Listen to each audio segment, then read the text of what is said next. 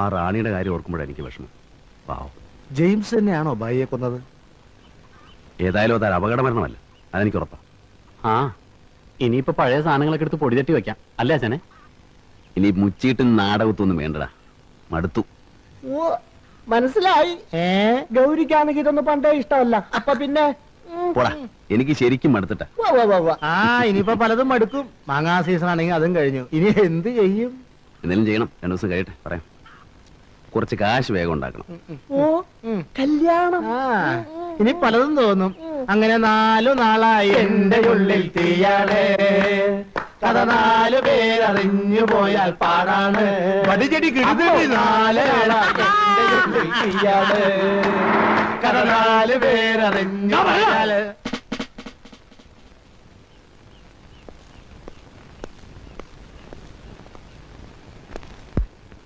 തന്നെ അറസ്റ്റ് ചെയ്യാൻ വന്നാ. എന്താ ചേട്ടാ കാര്യം? കാർണിവലിൽ വെച്ച് ജെയിംസിനെ കൊല്ലാൻ ശ്രമിച്ചത് 1ാമത്തെ ചാർജ്. അടുത്ത ചാർജ് യൂണിഫോം ഇട്ട പോലീസ് ഉദ്യോഗസ്ഥനെ കയ്യേറ്റം ചെയ്തു. തക്കതായ കാരണമില്ലാതെ ഇത് സംഭവിക്കില്ലെന്ന് എനിക്കറിയാം. പക്ഷെ ഞാൻ എന്ത് ചെയ്യാനാടോ? പാടോ. ഉവ്വ.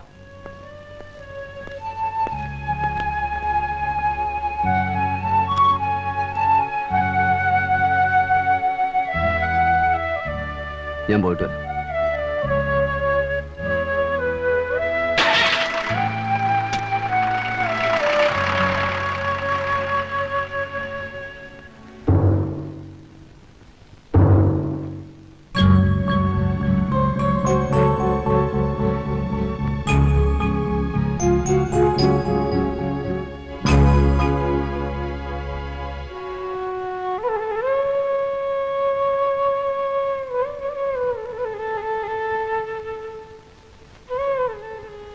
ആറ് മാസത്തേക്ക് ശിക്ഷിച്ചു.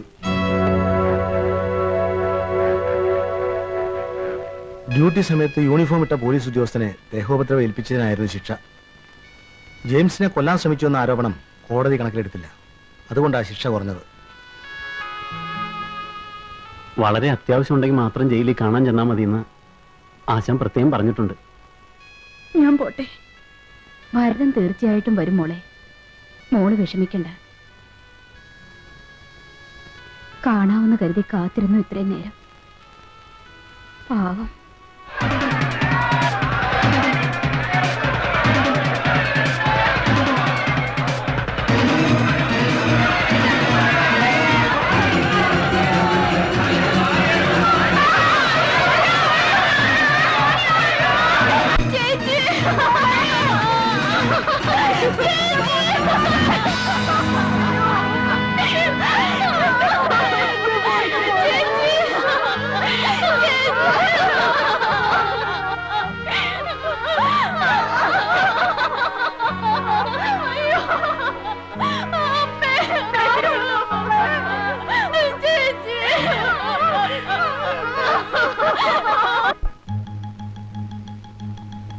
കോടതിയിൽ നിന്ന് ഞങ്ങൾ വീട്ടിൽ ചെല്ലുമ്പോൾ വിധി അറിയാൻ വേണ്ടി അവിടെ കാത്തുവെപ്പുണ്ടായിരുന്നു. വിധി അറിഞ്ഞ് വല്ലാതെ വിഷമിച്ചാ ഗൗരി പോയത്. രാത്രിയായപ്പോൾ കുഞ്ഞുലക്ഷ്മി അമ്മ ഗൗരി എത്തിയില്ലെന്ന് പറഞ്ഞ് വീട്ടിൽ ആളെ അയച്ചിരുന്നു. അറിയാവുന്നിടത്തൊക്കെ അന്വേഷിച്ചു നോക്കി. പിന്നെ നേരം വെളുത്തപ്പോൾ കേട്ടത് പറമ്പിന്റെ മൂലയ്ക്കുള്ള മാവിൽ തൂങ്ങി മരിച്ച നിലയിൽ കണ്ട ഗൗരിയുടെ ശവത്തെക്കുറിച്ചാ. രാത്രി എന്താ സംഭവിച്ചതെന്ന് ആർക്കും അറിയില്ല. ആത്മഹത്യയാണെന്ന് പോലീസുകാരും അല്ലെന്ന കുഞ്ഞുലക്ഷ്മിയമ്മയും വീട്ടുകാരും ഒരുപോലെ തറപ്പിച്ച് പറയുന്നു. നമ്മളന്ന് സ്റ്റേഷനിൽ വെച്ച് കണ്ടില്ലേ ആ ഡോക്ടർ മോഹൻ? അയാളാ പോസ്റ്റ്മോർട്ടം ചെയ്തത്. ആത്മഹത്യ തന്നെയാണെന്ന് അയാൾ തറപ്പിച്ചാ പറഞ്ഞത്. പോകാം.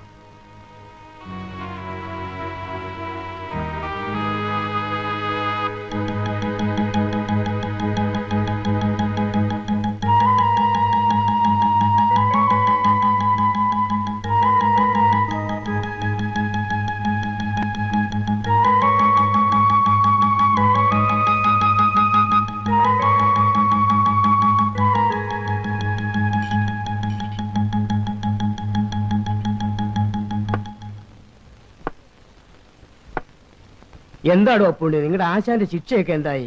6 മാസം കഴിഞ്ഞല്ലോ. ഇന്ന് ആശാനെ ജയിലിൽ നിന്ന് വിടും. ഞങ്ങൾ അങ്ങോട്ട് പോണ വഴിയാ. ഒരു ചായ കുടിച്ചിട്ട് പോകാന്ന് വിചാരിച്ച് കയറിയതാ.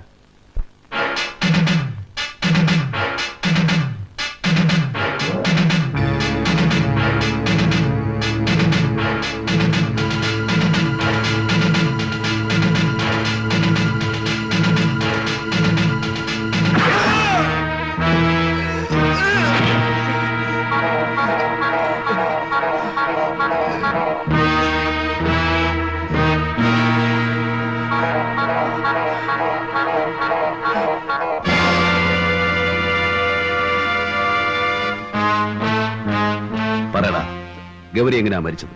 ആത്മഹത്യയായിരുന്നു. ഇല്ല, അവൾ ആത്മഹത്യ ചെയ്യില്ല. എന്നെ ഒന്നും ചെയ്യല്ലേ. നീ പറയില്ലല്ലേടാ. സിദ്ധു, ഒഴുക്കി പറ്റോളൂ. വേണ്ട, വേണ്ട.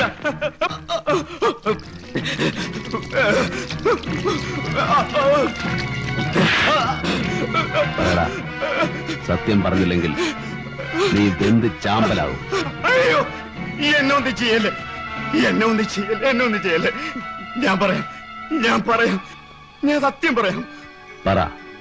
അന്ന് ഗൗരി മരിച്ചതിന്റെ തലേ ദിവസം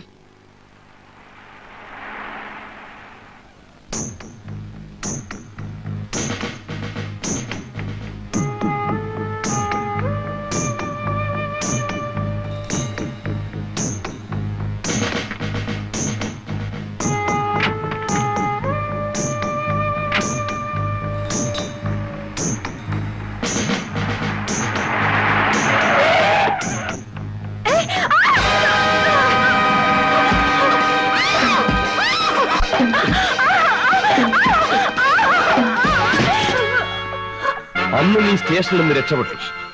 പിന്നീട് പലതവണ നിന്നെ ഞാൻ ട്രൈ ചെയ്തു. അപ്പോഴൊക്കെ നീ ഒഴിഞ്ഞു മാറി. നിന്നെ കേസിൽ നിന്ന് ഒഴിവാക്കി തരാമെന്ന് പറഞ്ഞിട്ട് നീ വഴങ്ങിയില്ല. ഇന്ന് നീ രക്ഷപ്പെടുന്ന എനിക്കൊന്ന് കാണണം. 1 രൂപ മുതൽ മേൽപോട്ട് ആര് തന്നാലും തുണി ഉരിയുന്ന നിനക്ക് എന്നോട് മാത്രം ഒരു പാതിവൃത്യം അല്ലോടി? തൊട്ടാൽ നീ എന്ത് ചെയ്യടി?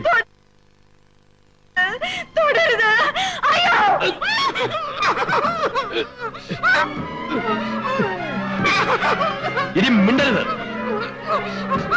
മിണ്ടരുതെന്നാ പറഞ്ഞത്.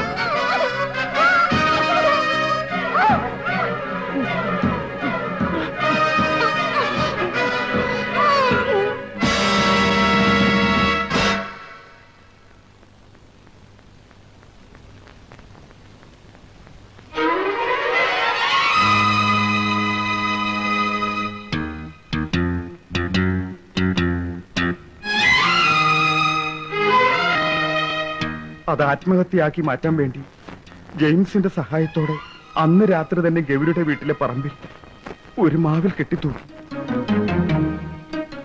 ഡെഡ് ബോഡി പോസ്റ്റ്മോർട്ടം ചെയ്ത ഞാൻ അത് ആത്മഹത്യ തന്നെയാണെന്ന് റിപ്പോർട്ട് ചെയ്തു.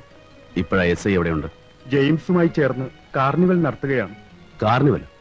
അതെ, സിറിയക്കിനെ ഡിപ്പാർട്ട്മെന്റിൽ നിന്നും ഡിസ്മിസ് ചെയ്തു. അവരിപ്പോ എവിടെയുണ്ട്?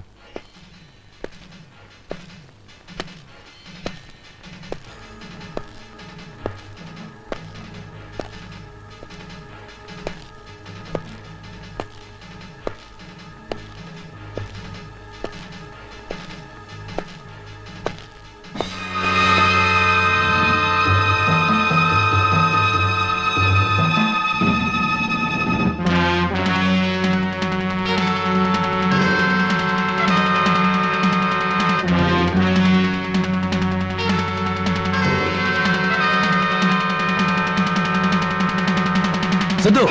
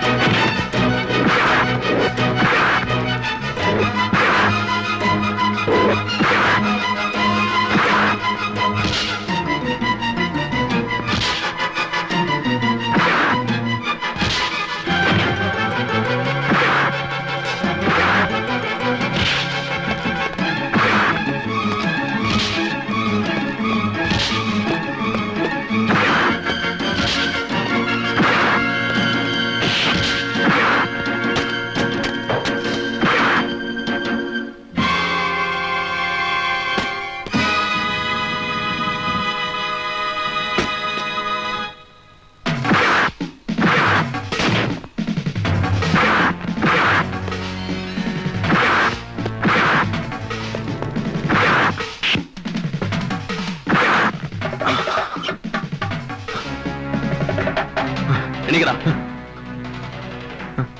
എടുക്കടാ വണ്ടി, എടുക്കോ.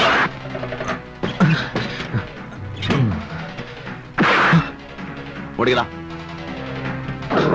ഓടിക്ക.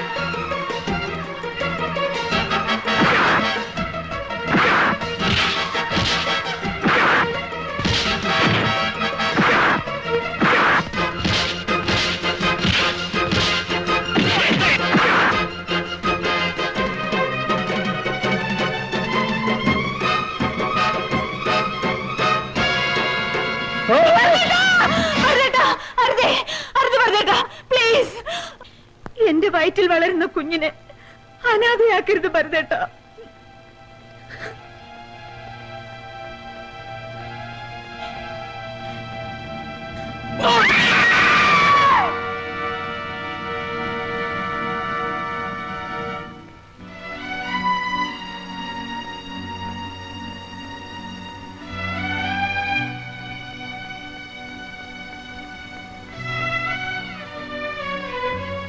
ആരോരുമില്ലാത്ത എന്റെ പ്രായത്തിലുള്ള ഒരു പെൺകുട്ടിക്ക് ഏറെ ഒന്നും പ്രതീക്ഷിക്കാനില്ല.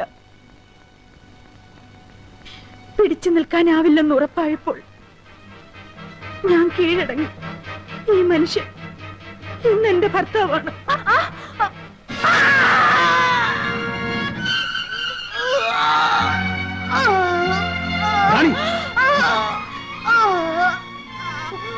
റാണി, ഭരതേട്ടാ,